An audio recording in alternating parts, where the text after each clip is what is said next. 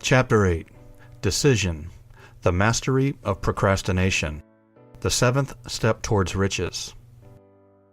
Accurate analysis of over 25,000 men and women who had experienced failure disclosed the fact that lack of decision was near the head of the list of the 30 major causes of failure. There is no mere statement of theory, it is a fact. Procrastination, the opposite of decision, is a common enemy which practically every man must conquer. You will have an opportunity to test your capacity to reach quick and definite decisions when you finish reading this book and are ready to begin putting into action the principles which it describes. Analysis of several hundred people who had accumulated fortunes well beyond the $1 million mark disclosed the fact that every one of them had the habit of reaching decisions promptly and of changing these decisions slowly if and when they were changed. People who fail to accumulate money, without exception, have the habit of reaching decisions, if at all, very slowly, and of changing these decisions quickly and often. One of Henry Ford's most outstanding qualities is his habit of reaching decisions quickly and definitely and changing them slowly. This quality is so pronounced in Mr. Ford that it has given him the reputation of being obstinate. It was this quality which prompted Mr. Ford to continue to manufacture his famous Model T, the world's ugliest car, when all of his advisors and many of the purchasers of the car were urging him to change it. Perhaps Mr. Ford delayed too long in making the change, but the other side of the story is that Mr. Ford's firmness of decision yielded a huge fortune before the change in the model became necessary. There is but little doubt that Mr. Ford's habit of definiteness of decision assumes the proportion of obstinacy, but this quality is preferable to slowness in reaching decisions and quickness in changing them. The majority of people who fail to accumulate money sufficient for their needs are generally easily influenced by the opinions of others. They permit the newspapers and the gossiping neighbors to do their thinking for them. Opinions are the cheapest commodities on earth. Everyone has a flock of opinions ready to be wished upon anyone who will accept them. If you are influenced by opinions when you reach decisions, you will not succeed in any undertaking, much less in that of transmuting your own desire into money. If you are influenced by the opinions of others, you will have no desire of your own. Keep your own counsel when you begin to put into practice the principles described here by reaching your own decisions and following them. Take no one into your confidence except the members of your own mastermind group, and be very sure in your selection of this group that you choose only those who will be in complete sympathy and harmony with your purpose. Close friends and relatives, while not meaning to do so, often handicap one through opinions and sometimes through ridicule, which is meant to be humorous. Thousands of men and women carry inferiority complexes with them all through life because some well-meaning but ignorant person destroyed their confidence through opinions or ridicule. You have a brain and a mind of your own. Use it and reach your own decisions. If you need facts or information from other people to enable you to reach decisions, as you probably will in many instances, acquire these facts or secure the information you need quietly without disclosing your purpose. It is characteristic of people who have but a smattering or a veneer of knowledge to try to give the impression that they have much knowledge. Such people generally do too much talking and too little listening. Keep your eyes and ears wide open and your mouth closed if you wish to acquire the habit of prompt decision. Those who talk too much do little else. If you talk more than you listen, you not only deprive yourself of many opportunities to accumulate useful knowledge, but you also disclose your plans and purposes to people who will take great delight in defeating you because they envy you. Remember also that every time you open your mouth in the presence of a person who has an abundance of knowledge, you display to that person your exact stock of knowledge or your lack of it. Genuine wisdom is usually conspicuous through modesty and silence. Keep in mind the fact that every person with whom you associate is, like yourself, seeking the opportunity to accumulate money. If you talk about your plans too freely, you may be surprised when you learn that some other person has beaten you to your goal by putting into action ahead of you the plans which you talked unwisely. Let one of your first decisions be to keep a closed mouth and open ears and eyes. As a reminder to yourself to follow this advice, it will be helpful if you copy the following epigram in large letters and place it to where you will see it daily. Tell the world what you intend to do, but first show it. This is the equivalent of saying deeds, not words, are what count most. Freedom or death on a decision. The value of decisions depends upon the courage required to render them. The great decisions, which served as the foundation of civilization, were reached by assuming great risk, which often meant the possibility of death. Lincoln's decision to issue his famous Proclamation of Emancipation, which gave freedom to the colored people of America, was rendered with full understanding that his act would turn thousands of friends and political supporters against him. He knew too that carrying out that proclamation would mean death to thousands of men on the battlefield. In the end, it cost Lincoln his life. That required courage. Socrates' decision to drink the cup of poison, rather than compromise in his personal belief, was a decision of courage. It turned time ahead 1,000 years and gave to people then unborn the right to freedom of thought and speech. The decision of General Robert E. Lee, when he came to the parting of the way with the Union and took up the cause of the South, was a decision of courage, for he knew well that it might cost him his own life, that it would surely cost the lives of others. But the greatest decision of all time, as far as any American citizen is concerned, was reached in Philadelphia, July 4, 1776, when 56 men signed their names to a document which they well knew would bring freedom to all Americans, or leave every one of the 56 hanging from a gallows. You have heard of this famous document, but you may not have drawn from it the great lesson in personal achievement it so plainly taught. We all remember the date of this momentous decision, but few of us realize what courage that decision required. We remember our history as it was taught. We remember dates and the names of the men who fought. We remember Valley Forge and Yorktown. We remember George Washington and Lord Cornwallis. But we know little of the real forces back of these names, dates, and places. We know still less of that intangible power which ensured us freedom long before Washington's armies reached Yorktown. We read the history of the Revolution and falsely imagine that George Washington was the father of our country, while the truth is, Washington was only an accessory after the fact, because victory for his armies had been ensured long before Lord Cornwallis surrendered. This is not intended to rob Washington of any of the glory he so richly merited. Its purpose, rather, is to give greater attention to the astounding power that was the real cause of his victory. It is nothing short of tragedy that the writers of history have missed entirely even the slightest reference to the irresistible power which gave birth and freedom to the nation destined to set up new standards of independence for all the peoples of the earth. I say it is a tragedy because it is the self-same power which must be used by every individual who surmounts the difficulties of life and forces life to pay the price asked. Let us briefly review the events which gave birth to this power. The story begins with an incident in Boston, March 5, 1770. British soldiers were patrolling the streets, by their presence openly threatening the citizens. The colonists resented armed men marching in their midst. They began to express their resentment openly, hurling stones as well as epithets at the marching soldiers until the commanding officer gave the order, "Fix bayonets! Charge!" The battle was on. It resulted in the death and injury of many.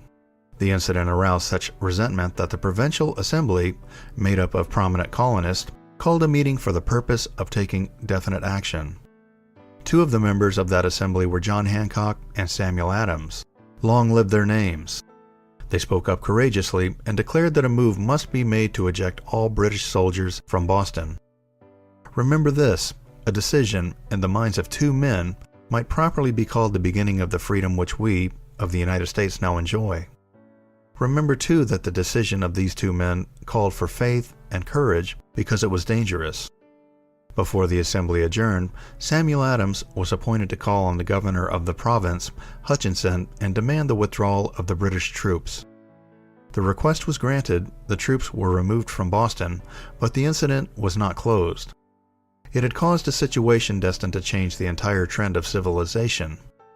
Strange, is it not, how the great changes such as the American Revolution and the World War often have their beginnings in circumstances which seem unimportant. It is interesting also to observe that these important changes usually begin in the form of a definite decision in the minds of a relatively small number of people. Few of us know the history of our country well enough to realize that John Hancock, Samuel Adams, and Richard Henry Lee of the province of Virginia were the real fathers of our country. Richard Henry Lee became an important factor in this story by reason of the fact that he, and Samuel Adams communicated frequently by correspondence, sharing freely their fears and their hopes concerning the welfare of the people of their provinces. From this practice, Adams conceived the idea that a mutual exchange of letters between the 13 colonies might help to bring about the coordination of effort so badly needed in connection with the solution of their problems. 2 years after the clash with the soldiers in Boston, March 1772, Adams presented this idea to the Assembly in the form of a motion that a correspondence committee be established among the colonies, with definitely appointed correspondents in each colony for the purpose of friendly cooperation for the betterment of the colonies of British America. Mark well this incident. It was the beginning of the organization of the far-flung power destined to give freedom to you and to me. The mastermind had already been organized. It consisted of Adams, Lee, and Hancock. I tell you further that if 2 of you agree upon the earth concerning anything for which you ask, it will come to you from my Father who is in heaven. The Committee of Correspondence was organized. Observe that this move provided the way for the increasing power of the mastermind by adding to it men from all colonies. Take notice that this procedure constituted the first organized planning of the disgruntled colonist. In union there is strength. The citizens of the colonies had been waging disorganized warfare against the British soldiers through incidents similar to the Boston riot, but nothing of benefit had been accomplished. Their individual grievances had not been consolidated under one mastermind. No group of individuals had put their hearts, minds, souls, and body together in one definite decision to settle their difficulty with the British once and for all until Adams, Hancock, and Lee got together.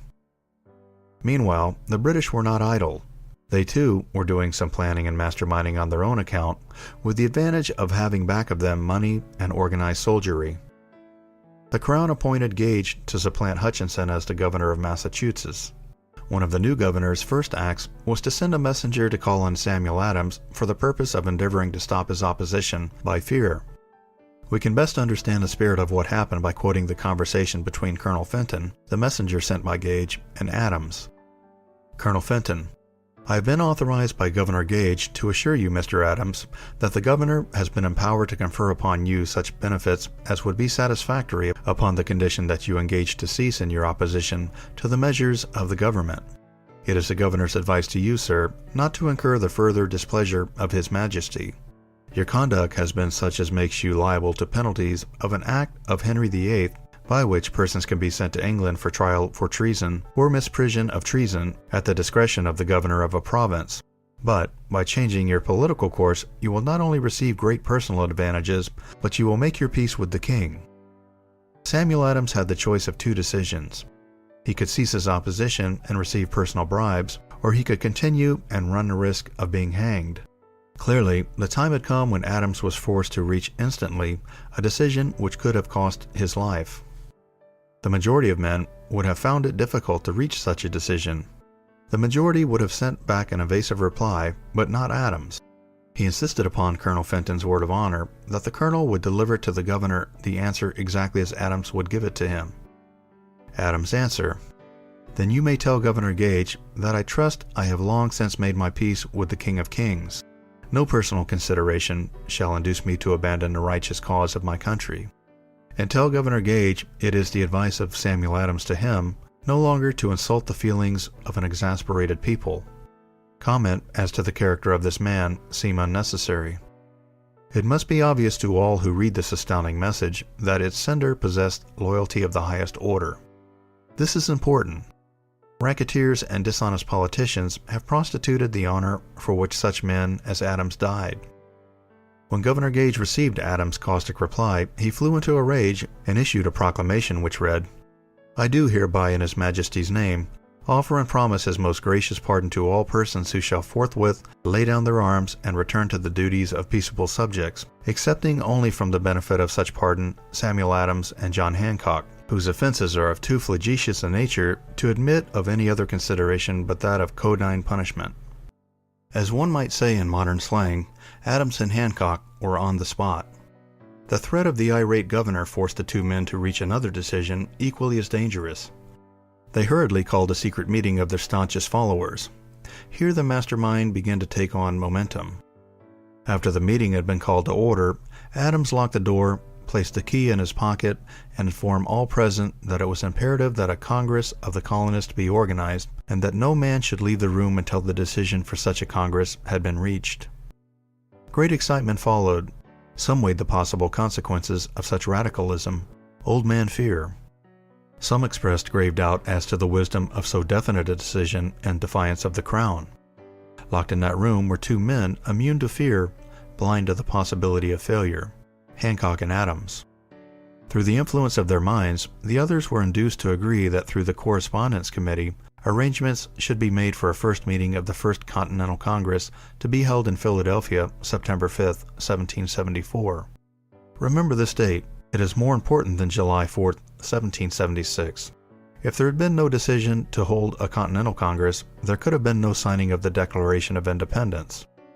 Before the first meeting of the new Congress, another leader in a different section of the country was deep in the throes of publishing a summary view of the rights of British America. He was Thomas Jefferson of the province of Virginia, whose relationship with Lord Dunmore, representative of the Crown in Virginia, was as strained as that of Hancock and Adams with their governor. Shortly after his famous Summary of Rights was published, Jefferson was informed that he was subject to prosecution for high treason against His Majesty's government. Inspired by the threat, one of Jefferson's colleagues, Patrick Henry, boldly spoke his mind, concluding his remarks with a sentence which shall remain forever a classic. "If this be treason, then make the most of it." It was such men as these who, without power, without authority, without military strength, without money, sat in solemn consideration of the destiny of the colonies, beginning at the opening of the First Continental Congress and continuing at intervals for 2 years until on June 7, 1776, Richard Henry Lee arose, addressed the chair, and to the startled assembly made this motion: "Gentlemen, I make the motion that these united colonies are, and of right ought to be free and independent states, that they be absolved from all allegiance to the British Crown, and that all political connection between them and the state of Great Britain is and ought to be totally dissolved."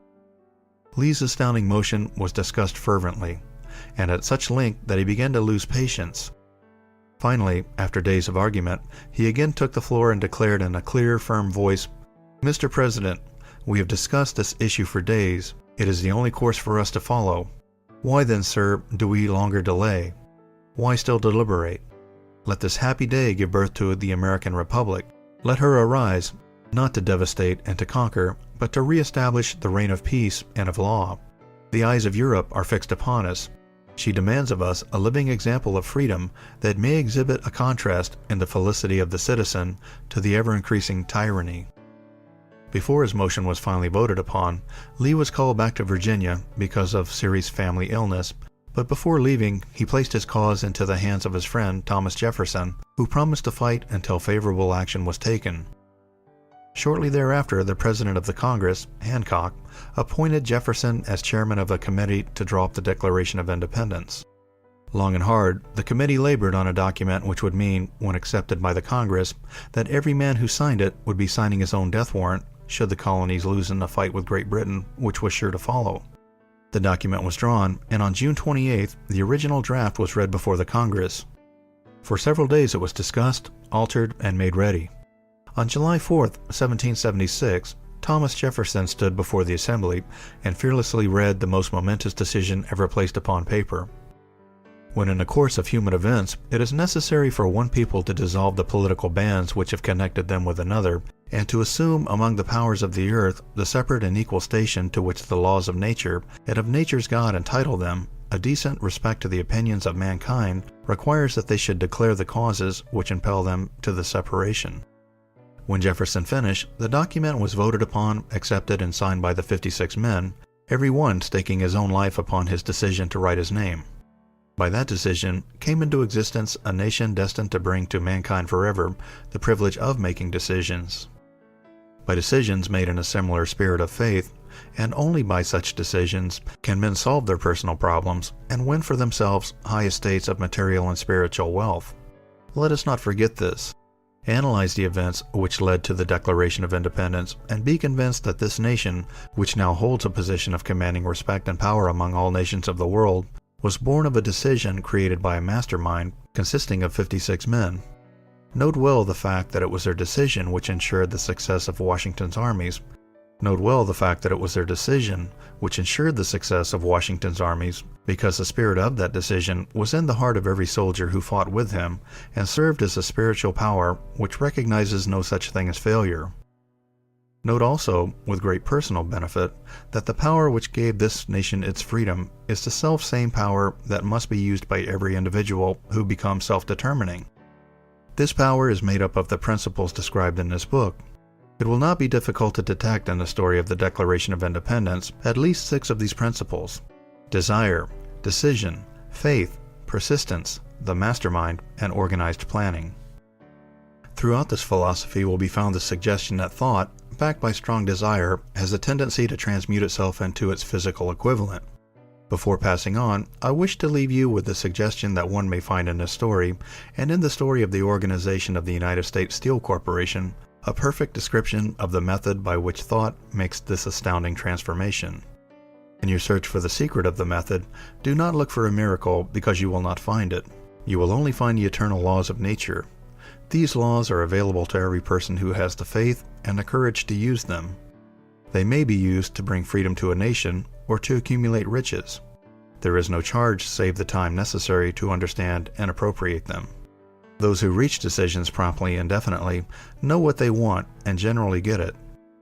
Leaders in every walk of life decide quickly and firmly. This is the major reason why they are leaders. The world has the habit of making room for men whose words and actions shows that he knows where he is going.